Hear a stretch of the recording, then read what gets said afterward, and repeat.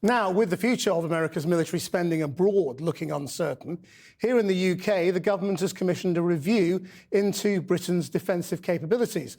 The Prime Minister has promised to outline a route towards increasing defence spending to 2.5% of GDP, but Keir Starmer hasn't yet said when that might happen.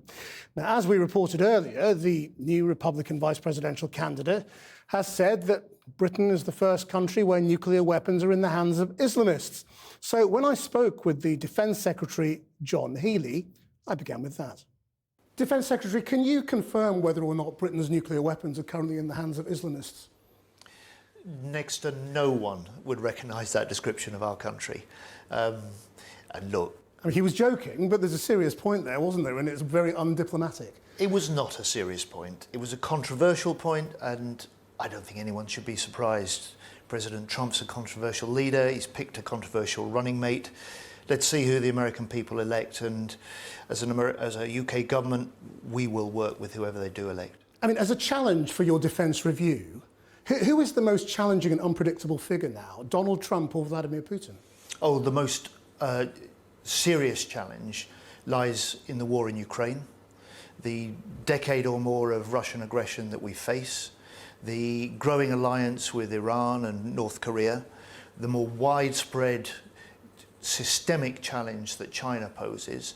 This is a world in which it is growing more insecure, where the importance of alliances is increasing, and where the threats are multiplying. But you now need to factor in the likelihood of a Trump government, and Vance and Trump are both against much more military aid to Ukraine. Vance is very explicit about it, doesn't want to be spending more money there.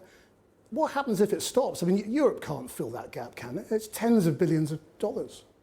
Well, first of all, our UK-US relationship goes back decades and has survived all sorts of ups and downs in the political cycle on both sides. But importantly, last week we were at NATO, the first ever summit of 32 nations, and NATO, with the US at the centre there, is bigger, stronger and more united than it's been before. And you know, it's an alliance of democracies. 11 NATO countries have changed their government in the last year alone. But many of whom are still not paying 2%. 23 out of the 32 are paying, and the rest of them are increasing. So NATO is recognising the challenge that we all face, and we face it together. Now, our defence review will have a NATO first policy at its heart.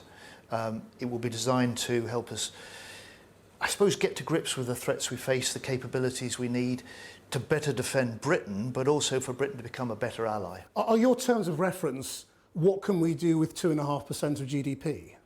You know, I mean, what if they come back and say we need more than 2.5%? Well, the framework for the review is the manifesto commitments that we've made. A defence review that will complete within a year. We'll do that properly, but we'll do it at pace because we recognise the imperative to do that. And a clear commitment to increase defence spending to 2.5% of GDP. Which they might well. I mean, a lot of experts are saying 2.5% basically enables you to maintain the armed forces. But if you really want to change our capability, you need a lot more. So a defence review at this time, as a new government, allows us not just to deal with the threats that we face, get to grips with the capabilities we need and the true state of our armed forces, but allows us also to get to grips with the finances available as we open the books. If you like, this is the way that we balance the imperative for greater national security and the responsibility for sound public finance. That's what we're doing as a government.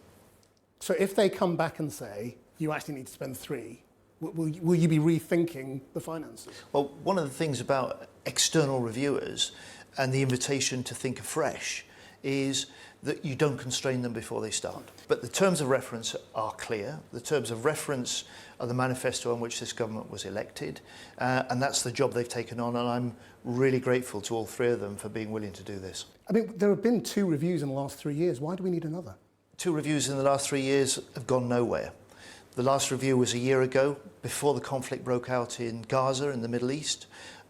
Before the nature of warfare in Ukraine has so dramatically and rapidly changing, and before some of the other growing instabilities became apparent as well. So absolutely this is needed, and this is needed now, and we will do this rapidly to provide Britain with a foundation, not just to see defence at the heart of our security in this country, but also at the heart of our growth and prosperity of this country. Are you prepared to think the unthinkable? I mean, perhaps scrap the aircraft carriers.